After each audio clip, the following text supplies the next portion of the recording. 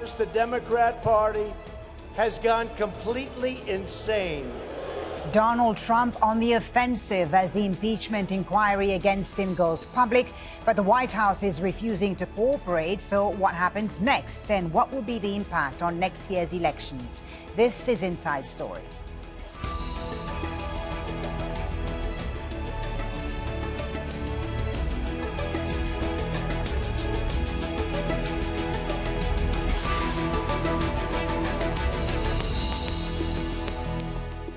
Hello and welcome to the program. I'm Folly Thibault. In only the fourth time in U.S. history, the House of Representatives has formalized impeachment proceedings against a sitting president.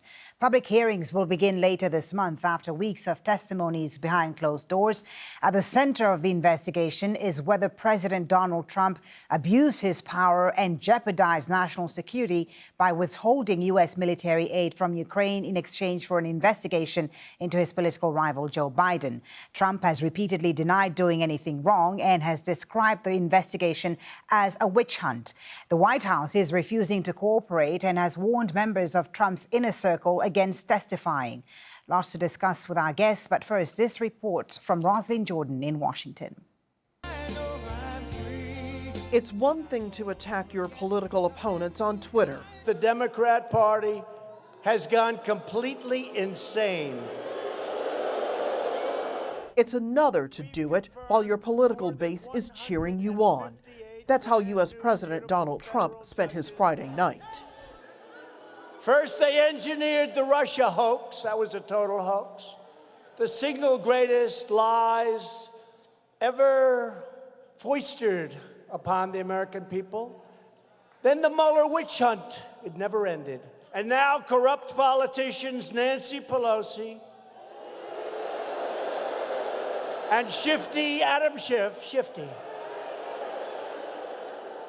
and the media are continuing with the deranged impeachment witch hunt. This is one I never thought I'd be involved in. The word impeachment, to me, it's a dirty word. The rally was Trump's first since the House of Representatives formally endorsed the impeachment inquiry against him on Thursday. Trump told the crowd he never pressured Ukrainian President Volodymyr Zelensky to investigate former Vice President Joe Biden and his son Hunter, and that he did not withhold nearly $400 million in military aid to force Zelensky to comply. At the same time, several Democratic candidates campaigned for votes in Iowa, and Joe Biden used the event to fire back at Trump.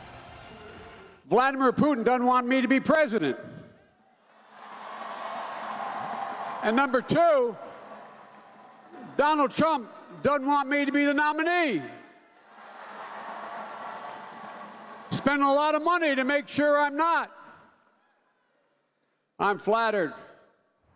On Capitol Hill next week, Democrats once again will question Trump administration officials behind closed doors. While some officials have already appeared, others are refusing to show up. The latest, Energy Secretary Rick Perry, who says there was nothing wrong with Trump's call to Zelensky. Yeah, I wanted the president to make the phone call because I thought it was important. If you base, which I do, everything to do with this back to the point that the United States has the ability to give Ukraine a alternative to Russian gas. Legislators could issue a subpoena forcing Perry to appear or risk being arrested.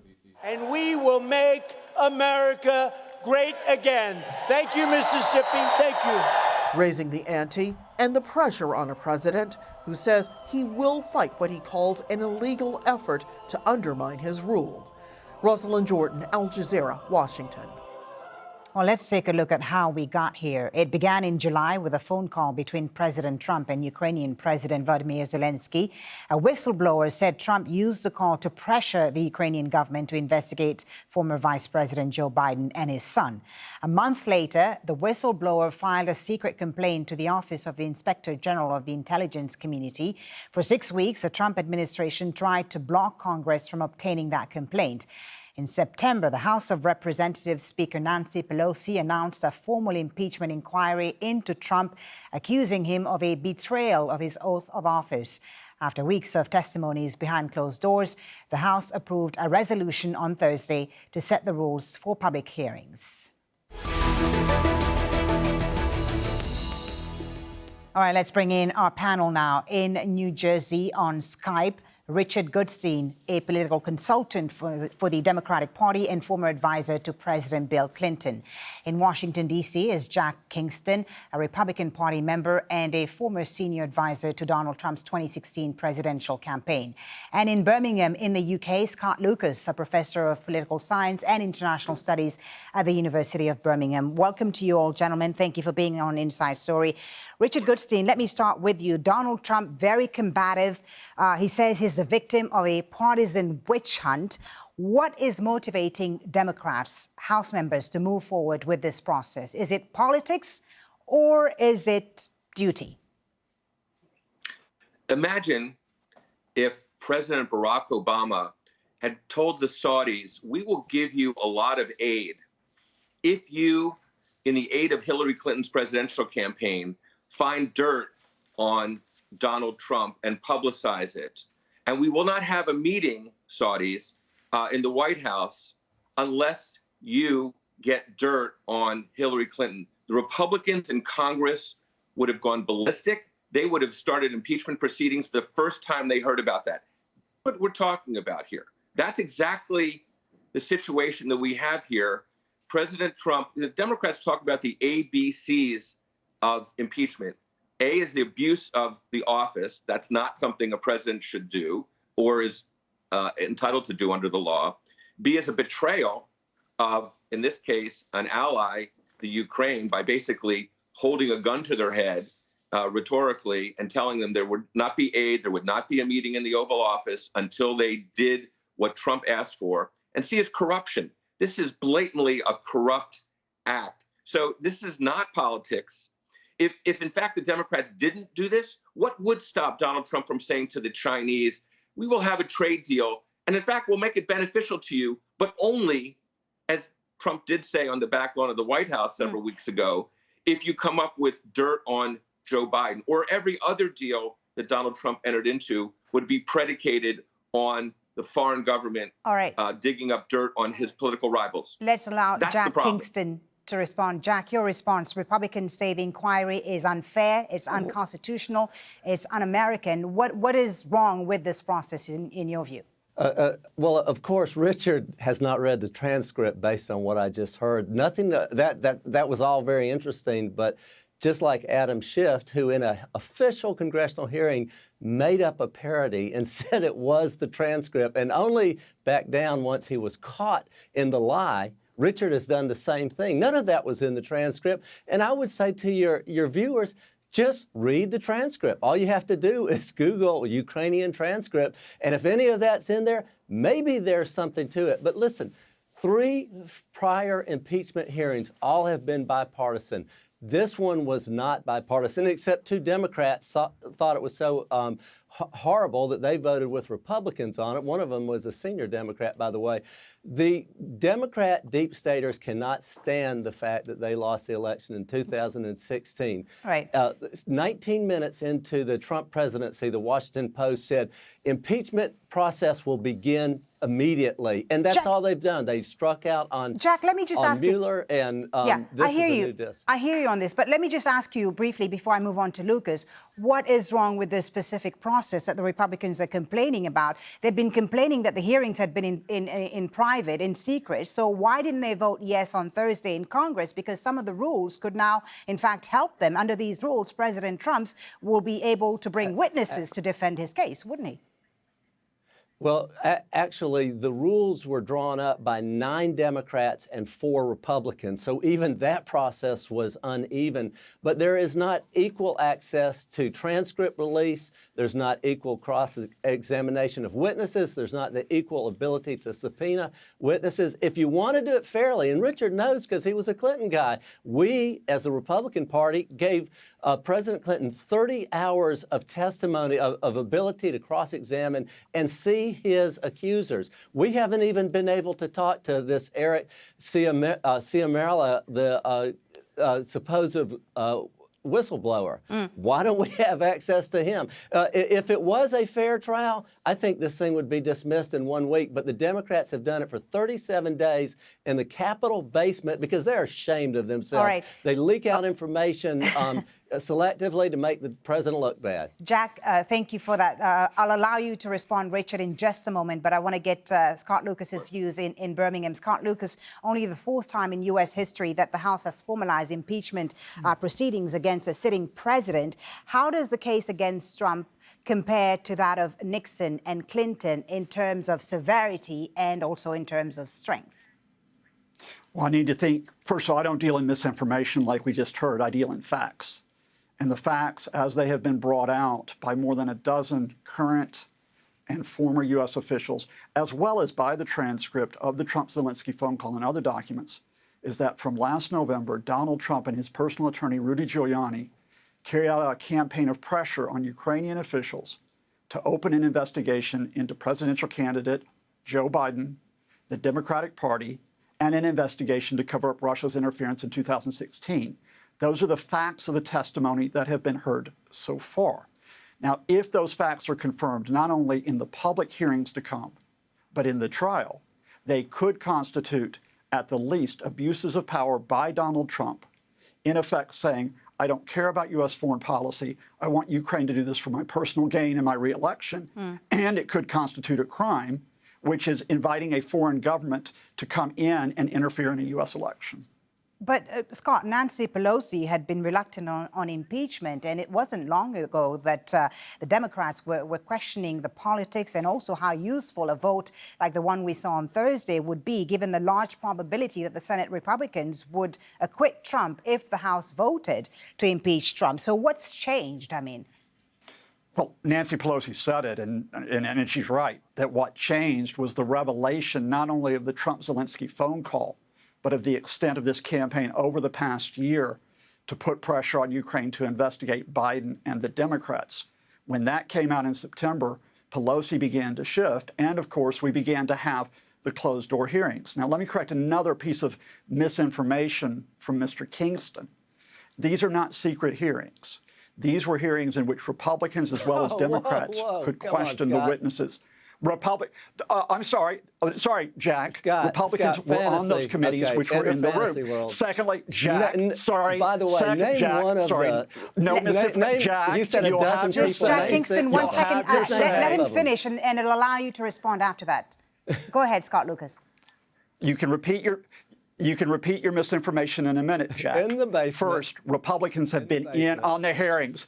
Secondly, the process of hearings in the House is equivalent to a grand jury indictment.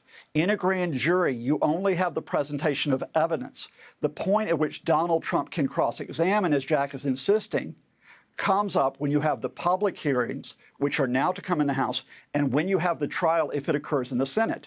In other words, this investigation has been carried out by the same rules as under the Watergate hearings in '74 and as under the Clinton hearings, but to try to sabotage the hearings, the false narrative is put out that the Democrats are cheating. All right, Jack, your response quickly, Okay, Scott, you're being silly.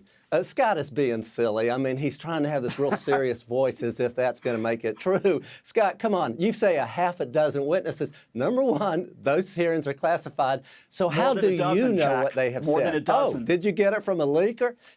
Well, name 6 of them. Just go ahead, rattle off 6 names real quickly. Jack, because they provided what a public statements. Richard Goodstein, you want to jump in here, perhaps? Look, it's just so silly.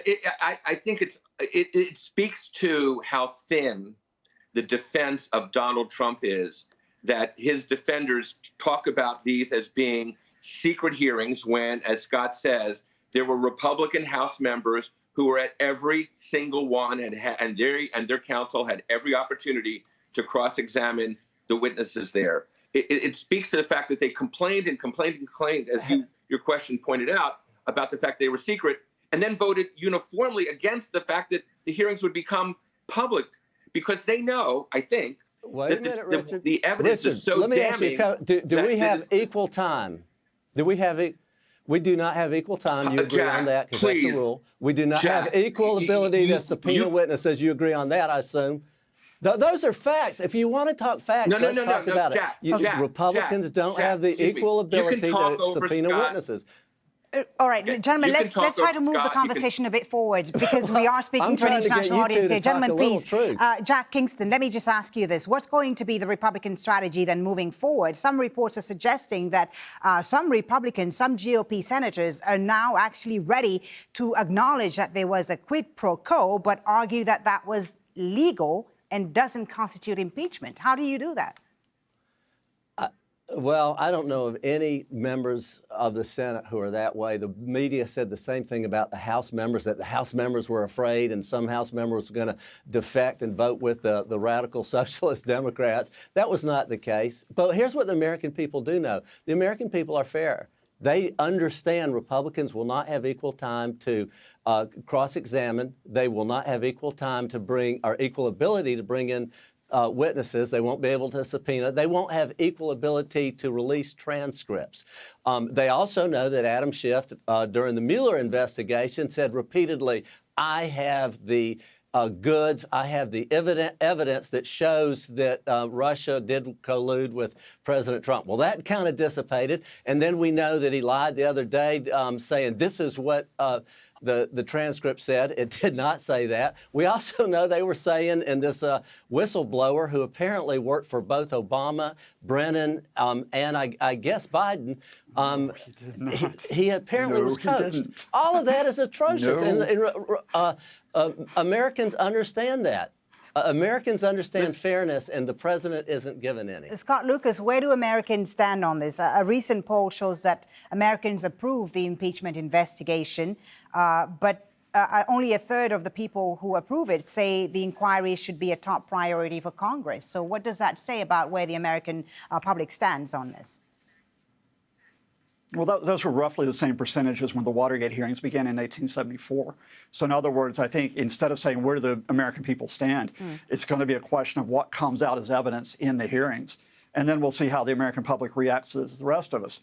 I think Jack didn't answer your question about what the Republican strategy is, but he actually demonstrated it quite effectively. And that is, instead of actually talking about the evidence, it is to misrepresent and to try to trash, for example, the Democrats as being liars, and to trash the witnesses. So, for example, we know who the person is who filed the formal complaint. He's a CIA official who was working with the Trump White House on Ukraine matters. He did not work for Biden and Obama as a political appointee. He worked as a career official for the CIA. He worked for No, Obama. he did not, Jack. He's a registered Democrat. Jack. He is a registered Democrat. You agree with that fact? He is a registered Democrat. You will agree to that, right? Silence. Okay. So the facts are the whistleblower. The facts are the whistleblower. Jack. Okay. Jack, the facts are the whistleblower. Let me get back to the whistleblower was a CIA. The whistleblower was an official. Jack, I will not have you put out lies and then talk over. Gentlemen, please. Okay. The registered Democrat. He worked. Okay. Let's just agree he's a registered Let's just talk Democrat. about what we can expect then in the coming weeks, please, if we can. Richard Goodstein, please come back into the conversation here because I feel like we're going around. What can we expect? And as a Democrat, don't you fear, Richard, that this could all backfire in the lead up to 2020? Yeah. So what we'll expect would be, one of two things. Either they will be very civilized hearings, like we had around the Watergate investigation, where both sides are trying to get the facts out. Or we might have, with all due respect, Republican efforts to basically stop them from happening, stop them happening in an orderly way to make sure that the public does not get wind of the facts. And I think that's a question that remains to be answered. As far as the political calculation, look, I think the fact is Nancy Pelosi has made a judgment. We cannot let this happen. People say, well, let's wait to face Donald Trump at the polls. If we let what happened go by, what does stop him from reaching out to the Saudis or the Chinese or the Russians again? Remember, Paul Manafort's lawyers admitted that he met with Russian spies to give them secret polling data. What keeps that from happening again in blatant, kind of violation of U.S. law? And I would say that when George W. Bush ran for president in 2000, he said the following phrase: "I will restore honor and dignity to the Oval Office." If he said it once, he said it 1,000 times, which was a reference to what happened with Bill Clinton. And George W. Bush won with that message at a time when the economy was actually doing quite well. So the notion that somehow this is going to backfire, I would say today the public doesn't really know the evidence. Once these hearings are done, they will, and they will not be very flattering to Donald Trump. Jack Kingston, your response, and also can we expect the White House and the Trump administration to cooperate with these hearings, as so far they haven't done so? Well, Richard and Scott know very, very well that the 3 previous impeachments were done on a bipartisan basis. This is absolutely not. Republicans do not support this process because of the reasons that I've already outlined. 31 House members represent seats which Donald Trump won. Another 20 or so represent seats that used to be held by Republicans. This is about those 50 members. They are in play. If you do the polling in those districts, people do not support this impeachment. They do not support the process. What they do support is a strong economy, and what they do want out of the Democrats is health care reform. They would like to have a trade agreement done. They would like to see the Democrats actually engage in the Syrian policy. And they're not seeing that. And so many of these swing district Democrats ran on a platform of, I'm going to bring the two sides together. I'm going to work to do things that are best for America, not the Democrat or the Republican Party. And Nancy Pelosi has stolen that narrative from them. And Richard knows, because Democrats ran against us when we tried to impeach President Clinton. He was impeached, but the Senate dismissed it. But we paid a political price for it. What I hear when I go to the House these days, and I talk to a lot of members, probably there 4 or 5 days a week, we're going to take back the House because the Democrats have overplayed their hand on this at the cost of trying to get some things done on health care, trade, and the economy. All right. Scott Lucas in Birmingham. Can I just say one thing, Foley? Yes. All right. Can I just say one quick thing? Go ahead, Richard, and then we'll give the final word to Scott Lucas. At the time that Bill Clinton was impeached, 33% of the public supported impeachment. That's why the Republicans took a beating in the polls in 1998. Today, with each passing week, more and more Americans favor impeachment and even removal, and it's now over a majority. So that's the big political difference between now and 1998. All right, Scott Lucas, we're just a year away from the election. How does it play out heading into 2020? Do you think it'll be easier or more difficult now for the Democrats to take the House? There are many factors which will come into that, which aren't just the impeachment hearings, but it will be, for example, the state of the U.S. economy. It will be vital issues like health care, like education, that are being raised right now, especially by the Democratic presidential candidates. I think the broader point is what Richard raised earlier, and that is elections are important. But so is maintaining the American system. So is maintaining the American Constitution. And if you don't have a system of accountability, if you allow lies and misinformation to prevent a legal process to ensure accountability, then the damage goes well beyond Donald Trump. And this clash has certainly raised questions, Scott Lucas, about the power of the U.S. presidency and also the balance of power under the Constitution. What does that say about the future of American democracy?